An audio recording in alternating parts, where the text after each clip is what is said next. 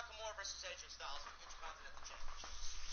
That was a very good match for SmackDown standards. It wasn't anywhere near what a pay-per-view match between those two guys could be, but it was still a very good TV match on SmackDown. Mandy Rose and Otis, Dolph Ziggler and Sonya Deville. That's been the Wait for biggest, it. The biggest storyline on SmackDown for the last several months. Then we got Here we go. And Jeff Hardy. No, that's not the part. That was also built up nicely and has been built up for the last 4 or 5 weeks. And that one felt like a big deal. So whatever WWE did here tonight, they made it seem like everything really mattered. Even Bayley and Charlotte tonight, which I didn't have any interest in whatsoever. They even made that feel like somewhat of an important deal because of the history between Bayley and Charlotte and what it would mean for Bayley to beat Charlotte again because they went over the fact that Bayley... You hear that, right? I don't think they made this show matter. I don't agree with that. That I don't agree with. Sasha being a lackey to Bayley, and Bayley can't win on her own, and she showed everybody that she did win on her own tonight when she beat Charlotte Flair without Sasha even being at ringside. WWE didn't have a good SmackDown, but they made sense and they made everything feel important. Folks, I can understand why WWE can't make these Raw and Friday Night SmackDown shows a better show. I mean, what good does it do even showcasing Raw and SmackDown at this point? What good does it do even watching Friday Night SmackDown, Monday Night Raw, when these shows have been terrible for 8 weeks? What good does it do? I mean, really. Now, I watched Friday Night SmackDown last night, and I gotta admit, I was unimpressed.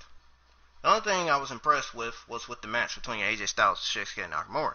The match between AJ Styles and Shinsuke Nakamura, the match between AJ Styles and Shinsuke Nakamura was a good Intercontinental Championship tournament match. It wasn't just a match for a pay-per-view, that's for sure. But it was your typical good match for TV-wise. It's a good match, something to watch on TV while you're eating dinner. Sort of like that. Okay?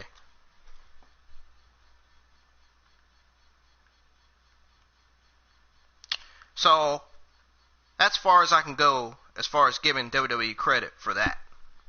I give them credit for giving us a TV good match between Shinsuke Nakamura and AJ Styles. Now, another thing that WWE Friday Night SmackDown is doing a good job with is building up Sonya Deville as a top star in the SmackDown Women's Division. Building up Sonya Deville, making Sonya Deville look like a badass, let's be honest. But this Sonya Deville Mandy Rose storyline seems to be going as it should be right now, at the moment. And you know, Otis and Dolph Ziggler is involved in this storyline with Mandy Rose and Sonya Deville. The storyline between Mandy Rose and Sonya Deville seems to be going well, and I'm impressed with that. And that's not the only thing I'm impressed with. I'm impressed with Friday Night SmackDown building up Jeff Hardy's return a few weeks back. I was impressed with that. They're building up Jeff Hardy versus Sheamus. Jeff Hardy is currently in the feud with Sheamus right now. And the feud's going well. All those 3 things, WWE did good on. I give credit for. I give credit for WWE for doing good on those 3 things. But the rest of the things, as far as the rest of the things, I'm definitely not giving them credit for that. So WWE made this show to where it made sense. To where, you know, like JD said on his podcast, given the history between Charlotte Flair and Bayley. It made sense because of the history of Charlotte Flair and Bayley. And, you know, Bayley has beaten Charlotte Flair twice. But also, Charlotte Flair has beaten Bayley twice. Come to think of it, I don't think she's never beaten Bayley. Actually, she has. She has like 1-2 times. So that's why they booked this match for Friday Night SmackDown like they did last night. Because of Charlotte Flair and Bayley's history between one another. And I like how they had Bayley winning over Charlotte Flair, picking up a victory over Charlotte Flair, rolling up Charlotte Flair for the 1-2-3. Let's be honest, that was the best roll-up I've ever seen. And that's as far as I can go on what I could say about my thoughts on Friday Night SmackDown. I can tell you right now, the show last night sucked. That's one thing I can tell you. Second thing, the show last night was terrible. It sucked and it was terrible. For the simple fact that they can't give us a better show. I mean, the storylines that are currently going on both Monday Night Raw and SmackDown are terrible. Storylines are terrible. Not the Sonya Deville Mandy Rose storyline, but there's other storylines that are currently in works for Friday Night SmackDown this year and Raw. Some of those storylines are going to be absolutely terrible. And the rosters, seem like they can't fix the roster. The roster's looking terrible. Both rosters looking terrible. NXT roster is looking like looking like the way it should look. And just like the NXT show and the ratings. The NXT ratings are what it should be. The show is going the way it's supposed to. It's going well for NXT. Everything's going well for NXT. But as far as Monday Night Raw and SmackDown, not so much. WWE needs to put an effort into working on giving us a better Monday Night Raw and SmackDown show. Because Monday Night Raw and SmackDown, both of these shows have been garbage for the last 8 weeks. And next week it's going on week number 9. Week number 9. And I'm not 4, 3, 2, 1 weeks, they count. But to me, next week is going on week number 9. And I will be surprised for the 9th time in a row, that next week Raw and SmackDown shows are going to suck yet again. I'll be surprised that they're going to suck again next week. I mean, for one, there's no freaking audience. Let's be honest. It's weird without audience. Number 2, currently, all these bad storylines that are currently going are sucking real bad. Now, there's one storyline in particular that I'm enjoying, which is the Mandy Rose and Sonya Deville storyline. The Mandy Rose Sonya Deville feud. It's going well. It's the only storyline in the WWE that I can come up with that I think is going well. Now Drew McIntyre's and over on Raw, Drew McIntyre's opponent is going to be Bobby Lashley. Bobby Lashley should have been an opponent for Drew McIntyre's title a long time ago. Let's be honest. He should have been in the title picture a long time ago. Let's be honest. Bobby Lashley also did cut the worst promo on this week's Monday Night Raw. But this is not the Monday Night Raw review. This is SmackDown review. I'm just saying.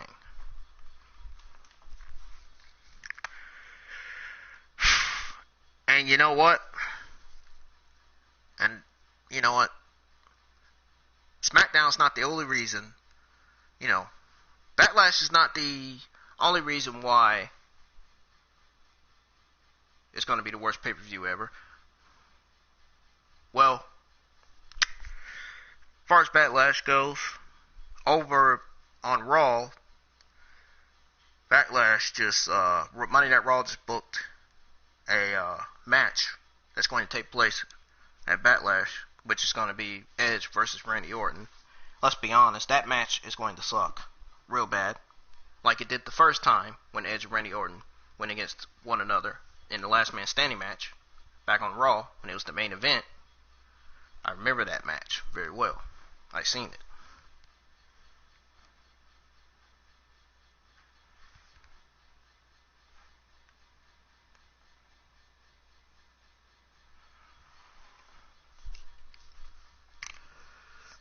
Well, that's not the only that's not the only worst match that's going to be booked for Backlash.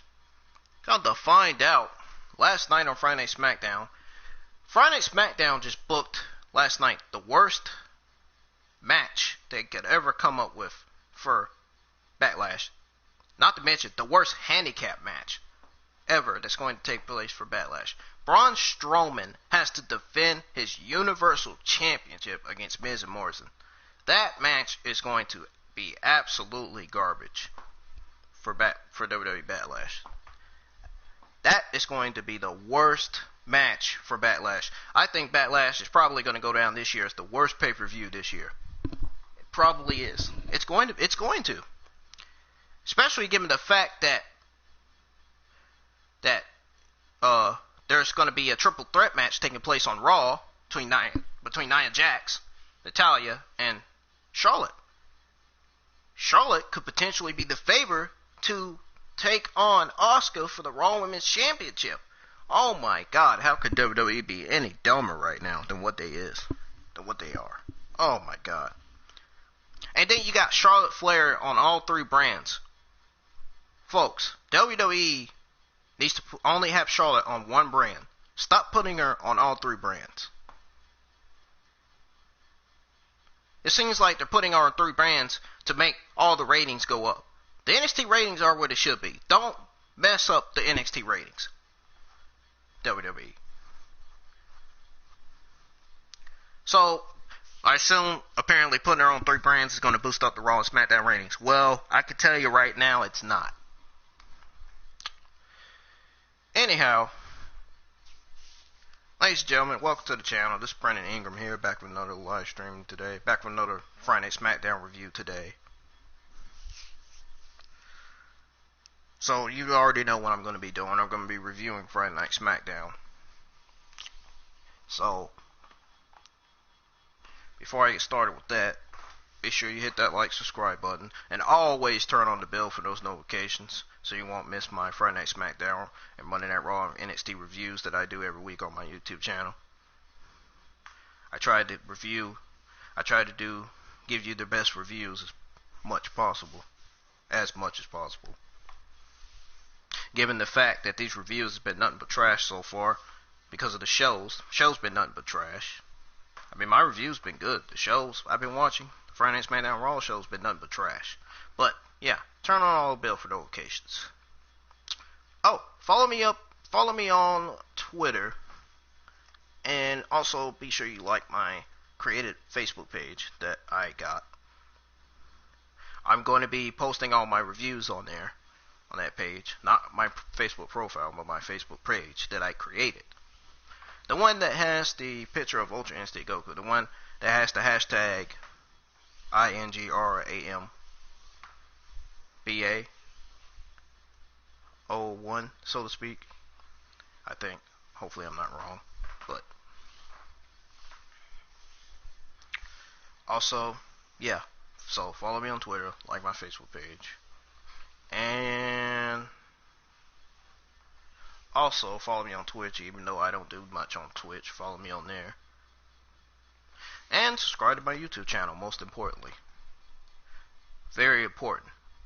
I gotta have those 1,000 subscribers and those 4,000 watch hours for review. So help me with that. Continue to help me with that. Folks, I'm impressed with the views that I've been getting, the total views that I've been getting on my channel. Ladies and gentlemen, I'm getting ready to pull up the amount of views that I've got on my channel. Folks, I'm impressed with you all that has been helping me reach up to 1,000 subscribers and 4,000 watch hours for review. But, seriously, again, I'm most importantly impressed with the views that I've gotten on my channel. So, as I pull up the views,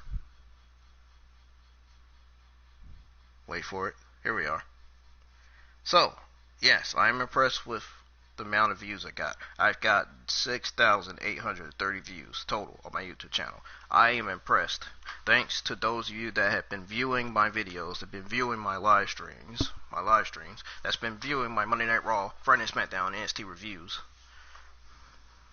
So thanks to all of you that's been viewing those, that's been watching my Monday Night Raw, Friday Night Smackdown, and NXT review. Been trying to give you the best reviews possible. It seems like the shows keep sucking week after week after week, and it seems to me like, man, it just feels like, man, I did these reviews for nothing. It just seems like because how terrible these shows are. I mean, it makes no sense. I'm reviewing shows that are already been garbage for 8 weeks, straight 8 weeks. Ridiculous.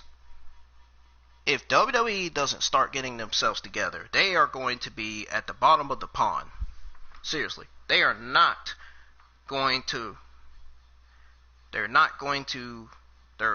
both Friday Night Smackdown Raw are not going to be good as they used to be anymore. They're really not going to be good as they used to be anymore if they don't start working on boosting up the Raw and SmackDown ratings. Now, anyways, without further ado, let's get started with the Friday Night Smackdown review. So, last night's episode featured Charlotte Flair versus Bayley, the NXT Women's Champion, SmackDown Women's Champion. It also featured the Intercontinental Championship Tournament as it continued. Jeff Hardy would take on Sheamus, which that match took place last night. Also, the match between Shinsuke Nakamura and AJ Styles took place last night. They renewed their rivalry last night. And Otis and Mandy Rose teamed up against Dolph Ziggler and Sonya Deville that night, too.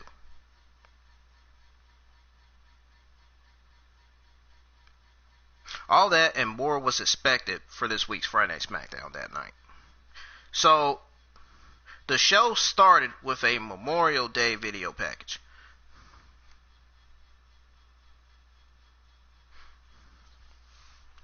It was a good start to the show as far as the Memorial Day package, but it was a bad start to the show as far as the dirt sheet with Miz and Morrison. I mean, I like their Miz and Morrison, hey, ho, ho, I like that, but the dirt sheet was a bad start to Friday Night Smackdown. Now, the Memorial Day thing was. So, yeah, it was a Memorial Day video package. So, the dirt sheet, here we go, about to get to it now. So, the dirt sheet showed Miz and Morrison sitting down. Morrison said his hands were now clarified, or certified, should I say. His hands are now certified Instagram influencers. And Miz played a clip of Otis winning Money in the Bank and said he can't believe it's true. They threw more shade at Otis. Then Miz said that Braun Strowman enabled Otis last week. So then Miz said that Braun tagging with Otis made no sense because of the Money in the Bank briefcase. Well, what really don't make no sense is this fucking show. What's the fucking show last night? That's what really didn't make no sense. How garbage Friday Night Smackdown show was. Just saying. I mean, just saying. Speaking the truth. It's the truth behind it. Just saying it in general. Anyways, then Morrison said it makes no sense, like Becky Lynch choosing to have a baby with Seth Rollins. Well, what didn't make sense was how garbage Monday Night Raw was this week. Be honest. They said that Braun was replaced in the Wyatt family by puppets. Then Miz revealed some rejected Firefly Funhouse puppets. They were all said bad things about Braun Strowman. One of them was a diaper boy. What in the fuck? This was early garbage. Anyways, he had poo coming out of his mouth. The third was, which we didn't want to know that information. That was too much information that Miz Morrison gave out last night on Friday Night Smackdown. The third was a mannequin called Mandy Quinn Rose. Oh, that went too far. I bet Mandy Rose was offended by that. Braun Strowman finally came, and he thanked them for having him on the show. They didn't know he was booked, and then he said that they should ask him a question. He suggested that they ask him about Brady's puppets. Miz said that he tangled with Wyatt, and he knows Wyatt isn't done with Strowman. And Morrison accidentally set up a match with Miz.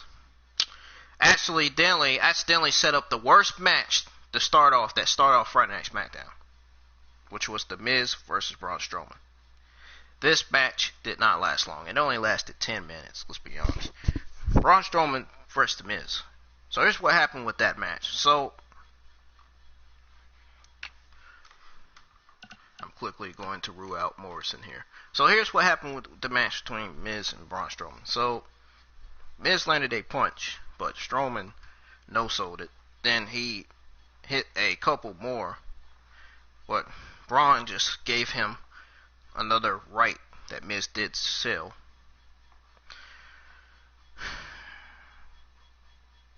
I wish I could say the same for Friday Night SmackDown. Braun landed a clubbing blow that sent Miz to the mat hard. Strowman hit a shoulder tackle, and then Miz got Braun out of the ring and hit a knee. Johnny Drip Drip hit a dive off the barricade on Strowman, then Miz sent him into the steel steps before putting him back in. I wish I could send Friday Night SmackDown to the ground because the show sucked last night. Anyways, Miz went for a springboard move, but Braun grabbed him. Miz racked the eye and landed a drop kick to the knee. Braun came back with a bear hug that barreled Miz in the corner. He toasted him across the ring before landing a right that took Morrison off the apron. So then Braun hit a running power slam next and won. This was the worst match they could possibly come up with to start off Friday Night SmackDown. This was a garbage start to Friday Night SmackDown. Absolutely garbage start. It was bad, man. It was garbage. Match was garbage. Like I said before, I'm going to say it again. How can WWE possibly get any dumber by having this match to start off Friday Night SmackDown last night? Terrible, terrible garbage start to the show last night. Clearly, it was. Clearly, coming from JD, it was too. So,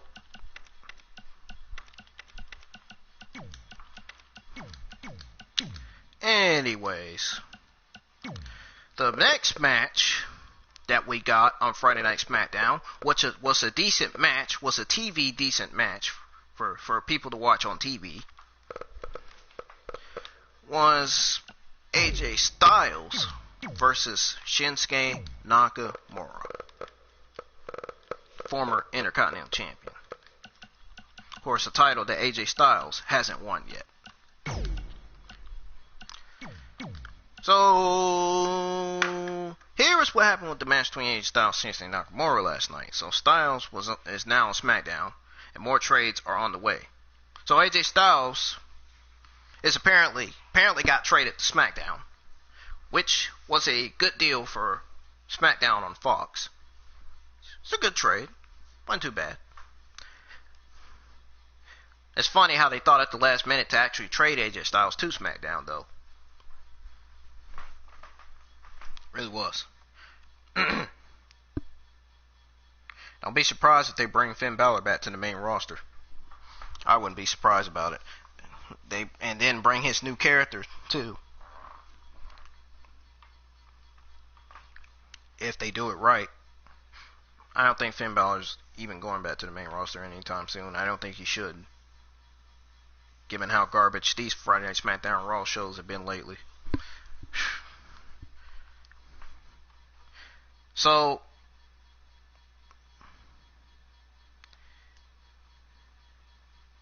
I wish Friday Night SmackDown and Raw could trade their ratings and make them go up, instead of making an excuse not to bring the ratings up. So anyways, Here's the match that happened between Shinsuke Nakamura and AJ Styles. Here's what happened last night. So, these two started stiff after feeling each other out. I clearly watched this match. It was pretty good. They traded moves. And then Nakamura dropped Styles on his neck. He slid out of the ring just as the commercial break started. Man, I hate these freaking commercials. So, they traded more kicks, and Styles ended up on the mat, taking a few shots from Nakamura.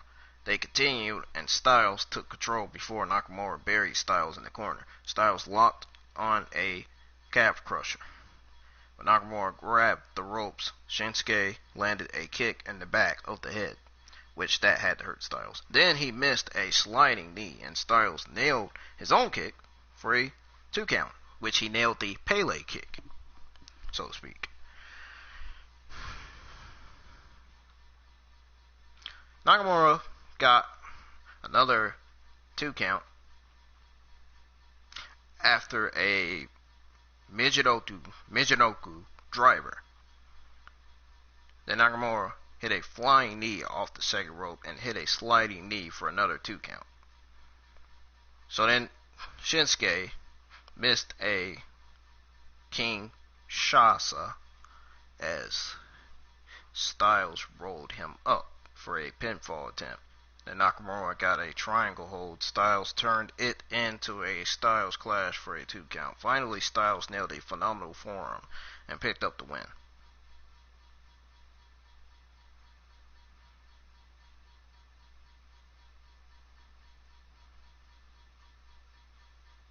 So that's what happened with that match last night. So then Bayley and Sasha were backstage.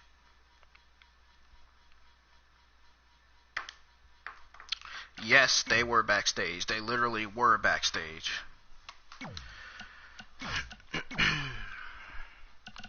They were backstage. Bayley told Banks that she doesn't want her in her corner for her match against none other than Charlotte Flair, the NXT Women's Champion.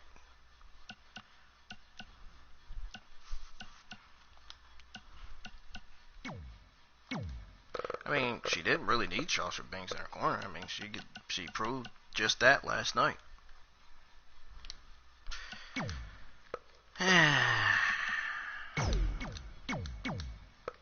Just thinking of this show, just looking at the SmackDown logo just makes me sick right now.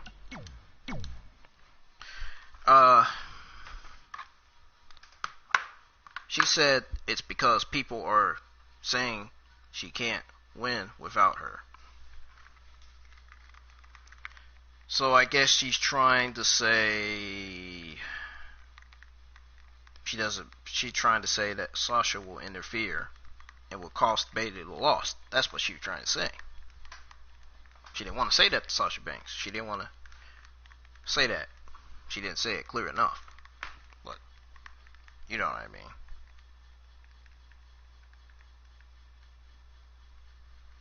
Anyways, here is what happened with the match between Charlotte Flair and Bayley. Here's what happened with that match. I'm going to tell you what happened with that match last night. So, this was a championship versus championship match. But neither title is on the line.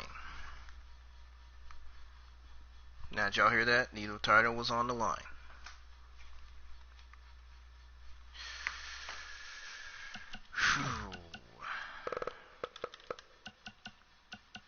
I mean, that wouldn't make sense to even.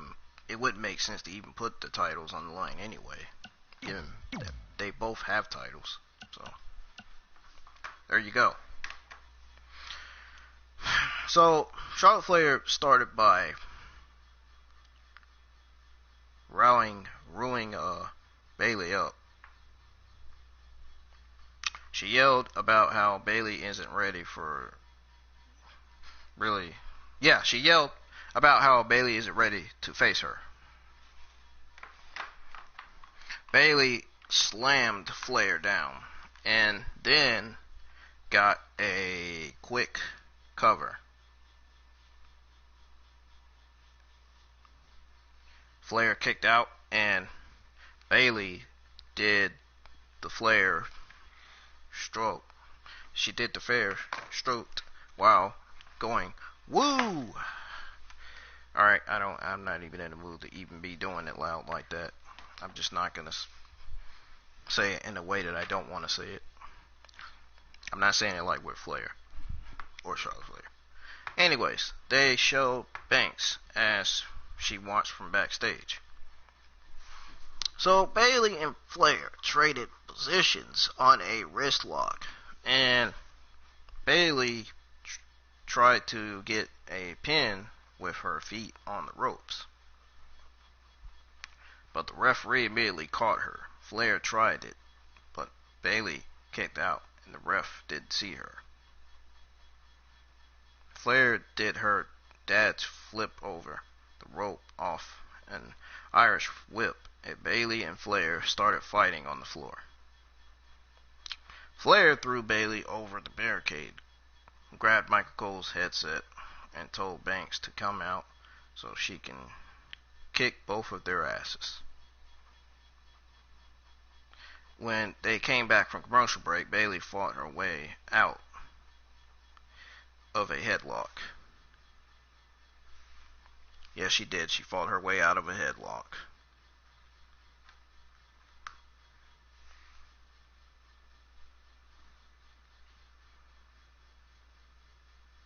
Once she fought her way out of a headlock, Flair gained control. Flair missed a big boot and went over ropes to the floor. Bayley kicked Flair in the post. Bayley shoved Charlotte against the barricade and the apron before returning to the ring. They continued in the ring and they traded quick pinfall attempts. Bayley got a headlock and was really dirty about it as she taunted Flair. Flair caught Bayley's crossbody attempt and hit a fallaway slam. Then Flair came back with some right hands and eventually hit her neck breaker.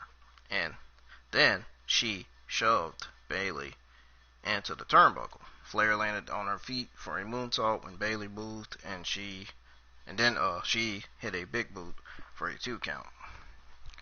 Charlotte went to the apron and Bayley hung her up in the second rope. She placed Flair in the corner and hit a running knee before climbing up top.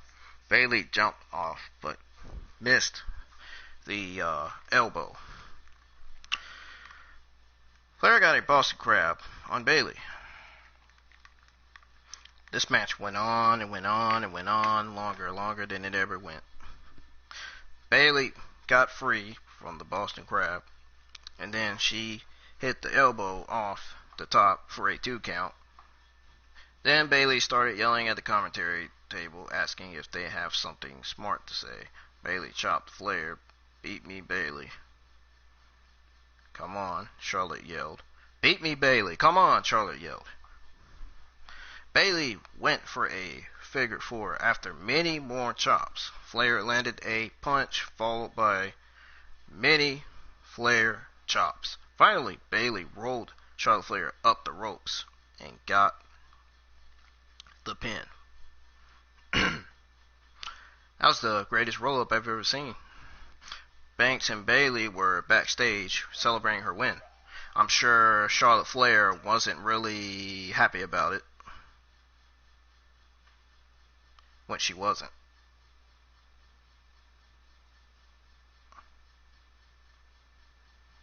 So they teased Banks not believing in Bayley, but then Bayley said, "Nah, dog, I knew you believed in me."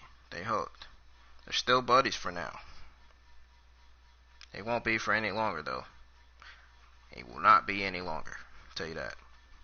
So up next was Mandy Rose and Otis versus Sonya Deville, Dolph Ziggler. Ah, shoot, I'm gonna pull him up.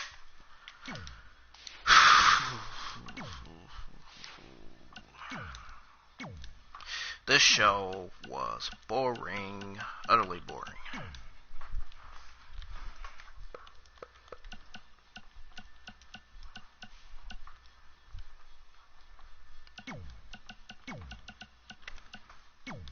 Yeah, you could tell that this show last night was absolutely boring. You could tell it was absolutely very, very, very boring. And it was. It really was. So it was a mixed gender tag team match, so to speak.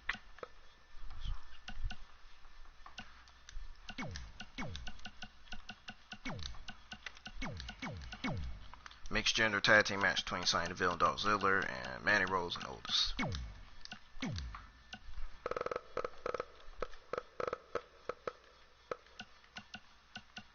So, as soon as I pull them up, I will tell you what happened with this mixed gender tag team match last night. Now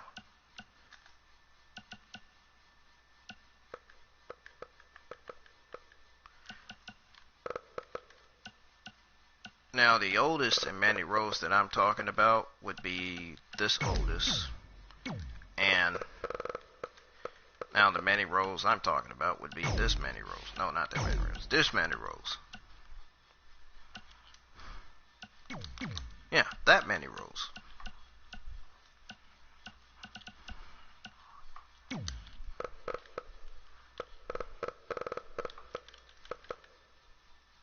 And then we had Sonya Deville and Dolph Ziggler.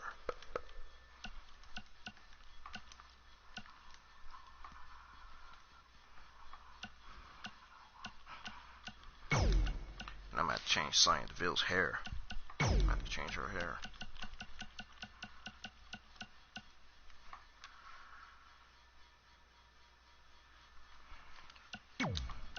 Alright, so here's what happened with this match between Mandy Rose Otis versus Sonya Deville and Dolph Ziggler last night. So Mandy is wearing Daisy Dookies now. They called attention to her new look on commentary. She's blue collar solid now.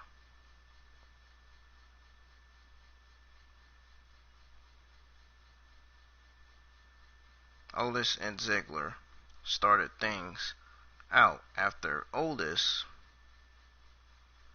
requested it. Otis smashed and splashed Dolph Ziggler into the corner. Then Dolph got in the ropes and Otis had to get back. Ziggler tagged Deville, so Rose came in. Deville hit Rose in the corner, and then Mandy hit a dust press on Deville and pummeled her. Dolph sent Otis into the steps, so Mandy went outside to check on him instead of wrestling. So Mandy got back in the ring, and then Deville started leveling Rose with kicks and punches. Otis got back to the corner, but Mandy couldn't get to him.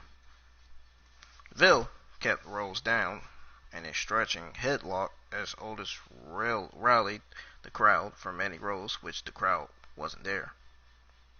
Mandy Rose hit a jaw jacker, but Deville was able to recover and she fired off a few more stiff kicks to Mandy. Rose finally hit a knee as Deville shot off the ropes. Then Mandy made it to Otis after kicking Deville off. Otis steamrolled over Ziggler and panicked him. Then he hit two splashes in the corner. Otis did some dancing and Deville got the tag, which I wasn't interested in seeing. Rose came in and leveled Deville. Otis took Ziggler out on the outside. Mandy hit a sliding kick for a 2 count as the brawl continues on the outside of the ring. Deville hit a knee and another running knee for the win. Ziggler landed a super kick on Otis after the match for good measure. So the winner was Dolph Ziggler and Sonya Deville. This was a good match to continue the Mandy Rose Sonya Deville build, the feud between both of them. I won't be surprised if that feud lasts a long time. The feud between Mandy Rose and Sonya Deville.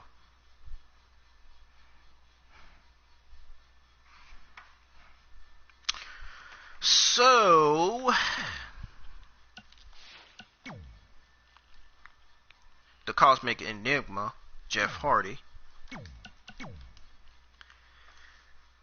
cut a promo backstage. Basically, he cut a backstage promo about how much the IC title means to him. IC stands for Intercontinental title. So he wanted one more blaze of glory. That's what he wanted. One more blaze of glory.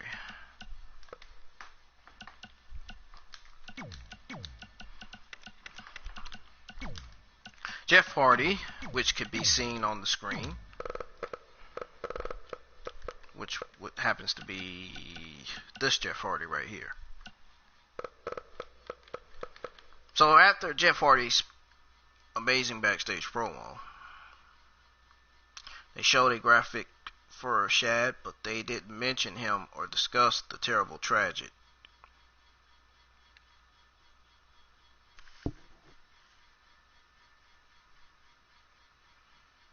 Can't believe they didn't do that. I think that was disrespectful to Shad's family for them not discussing the terrible tragic and showing a graphic for Shad. I think that was kind of disrespectful. I don't think that was right. So, after that, Renee Young was backstage at SmackDown. She walked up and asked the Miz&Morrison about their match at Backlash. And those of you that don't know what happened to Shad Gaspard, his body was found at the at the beach in the towers. He died saving his son's life. That's all I can say. So yeah, Renee Young, she walked up and asked the Miz&Morrison about their match at Backlash.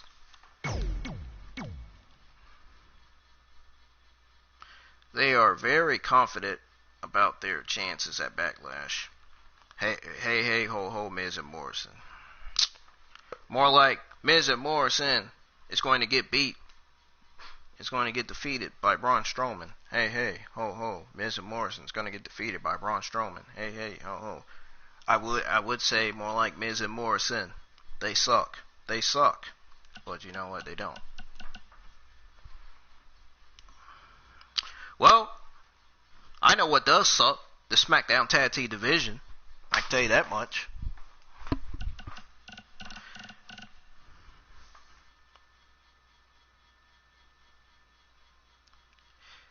And by the way, there was a video package of the Forgotten Sons.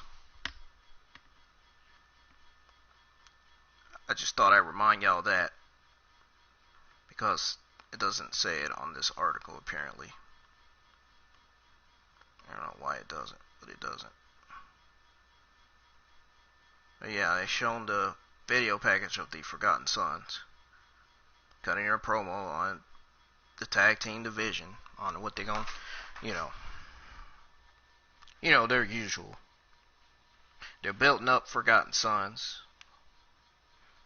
I guess they'll be the most destructive tag team in the SmackDown men's division. Let's be honest, the tag team division is sucking right now. It's struggling, just like the Monday Night Raw tag team division.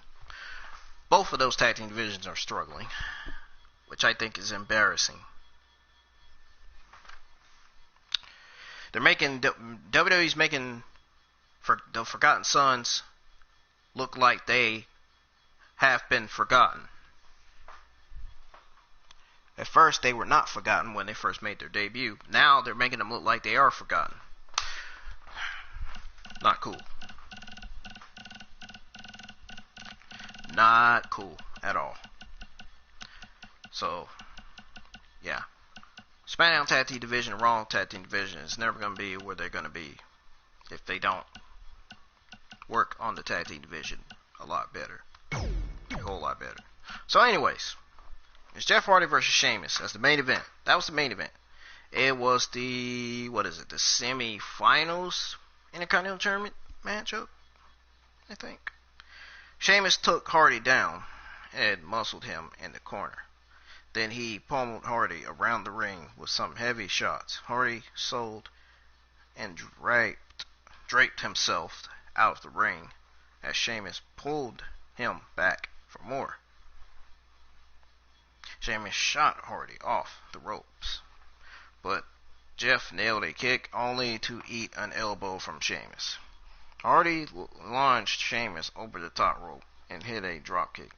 Then he went for a crossbody from the apron, but Sheamus caught him, rammed him against the ring post, and slammed him on the announce table.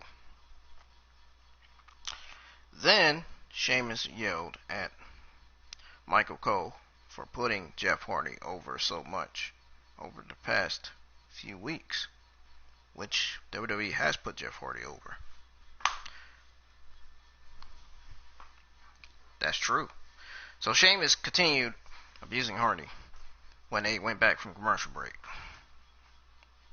Or when they came back from commercial break, rather.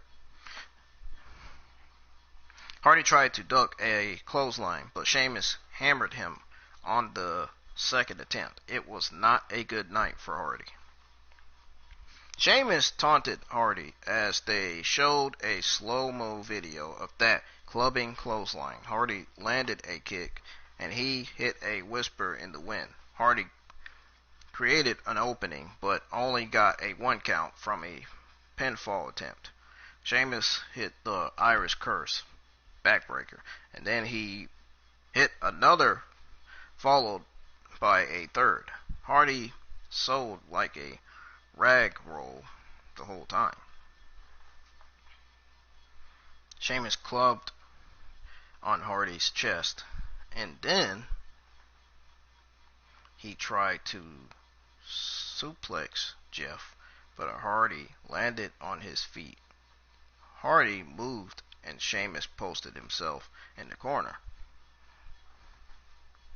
Hardy landed a clothesline and an inverted atomic drop and a basement drop kick for a 2 count.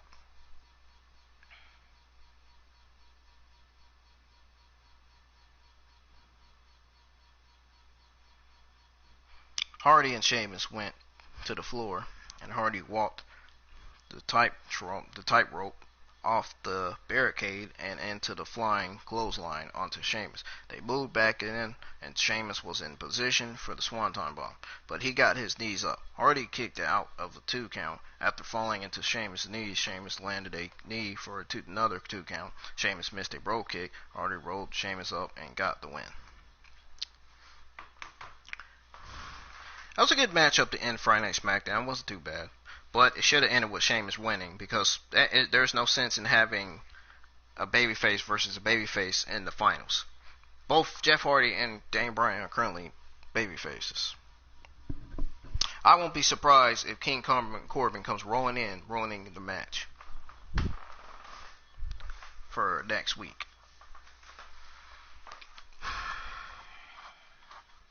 So that was the end of the show.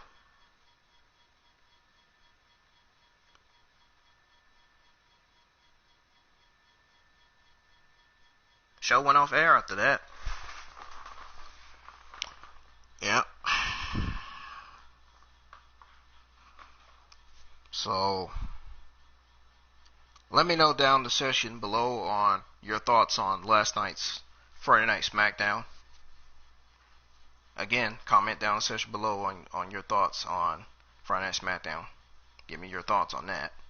And also, give me your thoughts on Friday Night SmackDown booking Braun Strowman to defend his Universal Championship against Miz&Morrison. Folks, this is the end of your May the 22nd, 2020 Friday Night SmackDown review.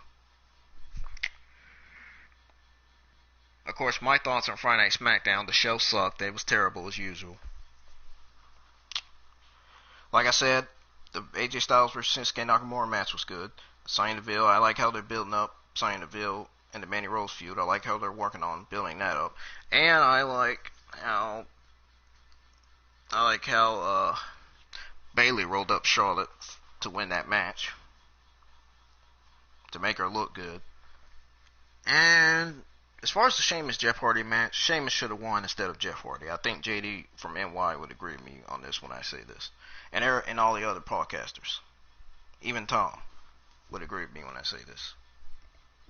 Tom from Twitter. He's a podcaster too himself. Even Russ Talk would agree with me on this when I say it made sense for Sheamus to win over Jeff Hardy because he is a heel. Both Jeff Hardy and Daniel Bryan are babyfaces. Why would you have babyface going against a babyface for the finals? Or semifinals. Doesn't make sense to have babyface versus a babyface for the semifinals. It would have made more sense to have Sheamus win over Jeff Hardy. That way we would get a dream match between Sheamus and Daniel Bryan in the semifinals. But also a Jeff Hardy versus Daniel Bryan dream match would also be good. But I just don't think it makes sense, given that they're both Jeff Hardy and Daniel Bryan are babyfaces. So, yeah. But overall, the middle of the end of the show was decent. They made it make sense enough. But the start of the show was absolutely garbage. Absolutely. I'm not saying the Memorial video package was garbage. The Memorial video package was good. That doesn't count. The third sheet that started off Friday Night SmackDown was the start of it was garbage. The middle and the end of it was okay. Like I said, it made it to where it makes sense, given the history between Bayley and Charlotte Flair. Overall, the show was okay. So this week's Friday Night SmackDown was not too bad. It was garbage, for one, and it was terrible. But the middle and the end of it, this week's Friday Night SmackDown, the middle and end of it was not bad. But the start of it was garbage. It sucked. So, ladies and gentlemen, I think that's all I have to say. Thanks for watching my Friday Night SmackDown review. Don't forget, turn on all bell for notifications. And before I end this live stream, let me know in your comments down below on, give me your comments down below on what you think of last night's Friday Night SmackDown and what you think of them booking Braun Strowman versus Miz&Morrison for the Universal Championship. Braun Strowman defending his Universal Championship versus Miz&Morrison in a 1-on-2 handicap match. Give me your thoughts on that. Folks, stay safe. It's a bad world out here. And those of you that work, make sure you go to work wearing a mask. Don't get yourself sick. Please don't. We already got enough tragic deaths as it is now. So, don't go without a mask. Because if you do, you're going to get the virus. You're going to get sick. But folks, I'm out of here. Stay safe. Thanks for watching. Have a good rest of your weekend. Have a blessed weekend. Oh, be tuning in for my Monday Night Raw review because I'm going to be reviewing Monday Night Raw Tuesday morning. So, be tuning in for that. Ladies and gentlemen, peace. I'm out. I'm out of here.